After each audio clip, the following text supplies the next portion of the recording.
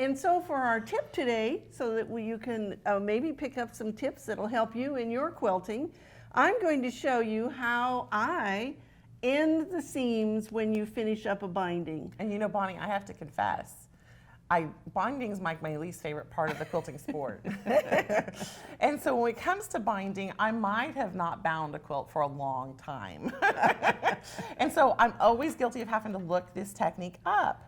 And so it's so good that you're going to share it. Well, and so let me show you how we do it. Do you have any tips for helping me remember to do it? Well, yes, and there are some things that you can do. Now, I have already trimmed the bottom, the starting stop, and I guess that's my stop part.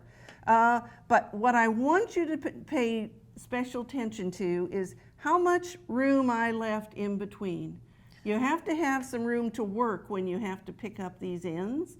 And so you can see I only sewed about 4 inches on either side of this. So there's about a foot in between. Good.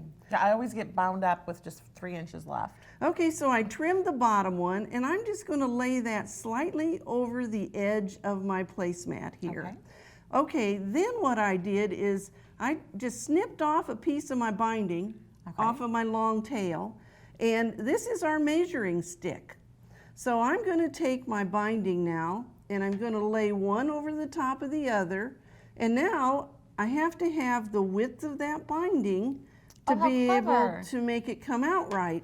So now, and I will just warn you, you will do this once, and that is you want to make sure you don't cut on this end, because if you do, you have to rip it back and piece in some binding because it'll be too short. So make sure you come to the left. And so I'm just going to trim this off right here. Okay, now the magic happens. All right, and I do this every time because, you know, we don't finish so many quilts that we do this every day. No, and I don't. I do this every single time that I put a binding on.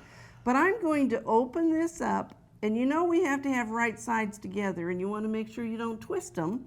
So I always take and fold my 45-degree angle that will be my seam line, and I'm just going to do a little finger pressing right there. Oh, wonderful. Okay, now this is the secret, is you take your other piece of binding and you match up that fold of your binding, and I'm going to lay it right on top, okay, of my folded piece, and now I'm going to pick it up. Oh, look at you go. And so now you can see, I always say it has to look like an A. You've got a leg of an A and a leg of an A, and our seam is going to be the cross on the A. That's a good way to remember it. If you just remember that, but if you're doing this for the first time, I'm going to put a pin in just to hold this together. All right, now I'm going to pin it. Oh, I didn't pin that very well. Let's get it down here where I'm not pulling on it.